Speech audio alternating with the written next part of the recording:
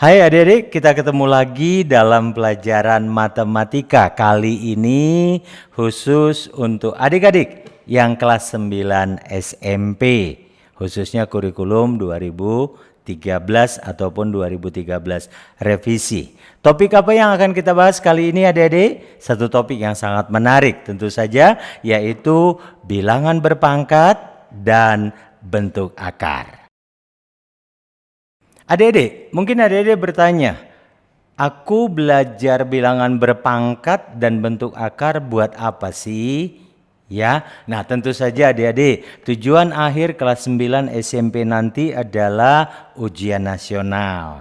Nah, raihlah nilai ujian nasional setinggi-tingginya bukan? Nah, adik-adik, dalam UN, bilangan berpangkat dan bentuk akar secara keseluruhan loh ya, itu keluar 2 atau 3 soal. Biasanya kalau keluar 2 soal, yang satu bentuk pangkat, yang satu bentuk akar.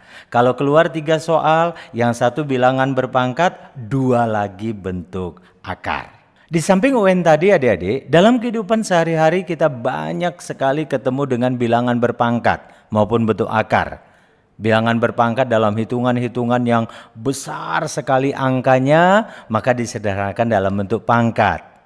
Contohnya adik-adik, bilangan berpangkat. Pembelahan sel, adik-adik masih ingat ya? 1 jadi 2, 2 jadi 4, dan seterusnya. Kecepatan cahaya. Adik-adik masih ingat pelajaran fisika? Berapa besar kecepatan cahaya? Ya, 3 kali 10 pangkat 8 meter per detik.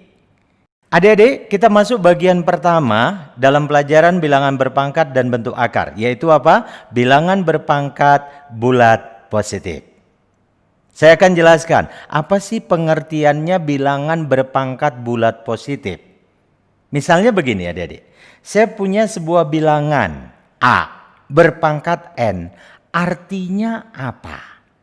Artinya adalah si A tadi dikalikan A kali A kali A kali A sebanyak N buah. Atau boleh disebut sebanyak N kali. Itu dituliskan sebagai berikut adik-adik. A pangkat N adalah A kali A kali A kali A kali A dan seterusnya kali A, di mana banyaknya A ini ada N buah. Tapi jangan lupa, ada syaratnya adik-adik. Syaratnya atau istilahnya A disebut bilangan pokok. Ingat ya, A itu siapa tadi yang dipangkatkan? Itu disebut bilangan pokok. Dan A itu harus anggota bilangan real. Apa syarat N? N itu jelas sesuai judul kita tadi, harus bilangan bulat positif. Contoh 1. Coba sederhanakan 5 kali 5 kali 5 kali 5 kali 5 kali 5. Kalau kita setiap dalam hitungan nulis sepanjang ini kan capek. Sederhanakan adik-adik. Maka kita pakai konsep perpangkatan tadi. Kita tinggal hitung 5-nya ada berapa kali? 1, 2, 3, 4, 5, 6. Karena dia ada 6 buah, berarti 6 itu bertindak sebagai siapa adik-adik? Yap, sebagai N. Maka ini boleh saya tulis sebagai 5 pangkat 6. Contoh nomor 2 adik-adik. Contoh nomor 2. Saya ganti variabelnya, saya nggak mau bilangan saja, tetapi ada variabel 2P kali 2P kali 2P. Jangan bingung adik-adik, 2P itu tetap anggap sebagai apa? A. Nah, si 2P-nya berapa kali di sini adik-adik? 3 kali, maka boleh saya tulis menjadi 2P berpangkat 3. Contoh ketiga, adik-adik, sambil bilangan pecahan. 3 per A dikali 3 per A dikali 3 per A dikali 3 per A. Tolong sederhanakan. Nah, sama konsep bilangan berpangkat adik-adik. Kita tinggal hitung 3 per A-nya itu dikalikan sebanyak berapa kali? 4 kali. Maka bentuk ini bisa ditulis dalam bentuk berpangkat, yaitu 3/A berpangkat 4. Karena dia ditulis 4 kali.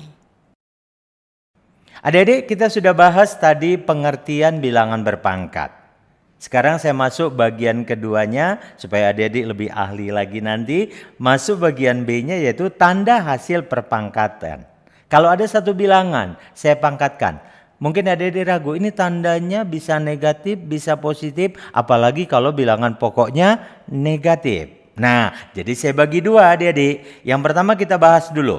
Jika bilangan pokoknya positif. Jadi siapa tadi bilangan pokok adik-adik? A, betul sekali. Nah, itu gampang sekali. Pokoknya kalau bilangan pokoknya positif, mau dipangkatkan bilangan ganjil, mau dipangkatkan bilangan bulat genap, hasilnya tetap positif. Tolong ingat ya adik-adik, hasilnya tetap positif. Contoh, misalnya adik-adik ada soal di sini. Hitunglah, ada 2 soal, 3/4 dan 3/3. Kita jawab adik-adik ya. Yang pertama 3/4. Perhatikan. Bilangan pokoknya positif. Pangkatnya bilangan apa adik-adik? Bilangan genap. 4 kan? Nah, jadi hasilnya tetap positif. Uraikan saja. 3/4. 3 kali 3 kali 3 kali 3 sebanyak 4 kali. Hasilnya 81. Begitu juga kalau dia pangkat bilangan ganjil. Yaitu soal kedua. 3/3.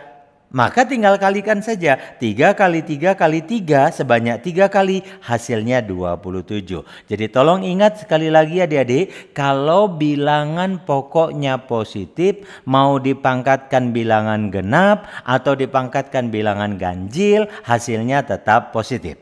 Pertanyaannya, bagaimana kalau bilangan pokoknya negatif? Nah, di sini menariknya adik-adik. Tolong ingat adik-adik. Bisa 2 kemungkinan. Kalau bilangan pokok atau si A tadi bernilai negatif, maka jika dipangkatkan bilangan bulat genap, ingat tadi pangkatnya hanya 2 jenis, genap maupun ganjil. Kalau pangkat genap, meskipun bilangan pokoknya negatif, hasilnya tetap positif atau jadi positif. Ingat ya, kalau bilangan pokoknya negatif, berpangkat bilangan genap, hasilnya positif. Sebaliknya, kalau dia dipangkatkan bilangan bulat ganjil, maka hasilnya jadi negatif. Supaya adik-adik lebih mengerti lagi, saya ambil contoh. Contoh pertama, adik-adik. Adik-adik disuruh ngitung. Hitunglah negatif 2/4. Ingat bilangan pokoknya negatif 2. Berarti negatif. Pangkat 4. 4-nya apa? Bilangan genap. Betul sekali. Nah, tadi berdasarkan ketentuan yang kita sudah pelajari tadi. Kalau pangkatnya genap dia jadi positif. Kita buktikan adik-adik. Jawab. -2/4 kembali ke pengertian akar tadi adik-adik. Artinya apa? -2 ini dikalikan sebanyak berapa kali? 4 kali. -2 kali -2 kali -2 kali -2. Berarti minus kali minus plus. Kali minus min. Kali minus plus. Terbukti ya? Plus. Nilainya berapa? 2 kali 2 kali 2 kali 2 sebanyak 4 kali. Hasilnya plus 16. Contoh kedua adik-adik. Contoh kedua. Negatif 3/3. Bilangan ganjil ya pangkatnya ya. Tadi berdasarkan yang kita pelajari teorinya di atas. Bilangan bulat kalau dipangkat bulat. Bilangan pokoknya negatif. Kalau dipangkatkan bulat ganjil maka hasilnya negatif. Ayo. -3/3. Jawab. -3/3 artinya apa adik-adik? Artinya -3-nya dikalikan sebanyak berapa kali? 3 kali. Ya. -3 kali -3 kali -3. Tandanya dulu. Minus kali minus plus kali minus min. Makanya hasilnya min ya. Tinggal kalikan bilangannya. 3 kali 3 kali 3 minus 27 jadinya. Tentu saja adik-adik tidak harus selalu seperti ini diuraikan. Langsung juga boleh ya. Contoh ketiga saya ambil. Minus 5 pangkat 4. Langsung cepat berpikir. Minus 5 bilangan negatif. Pangkat 4 bilangannya genap. Hasilnya apa?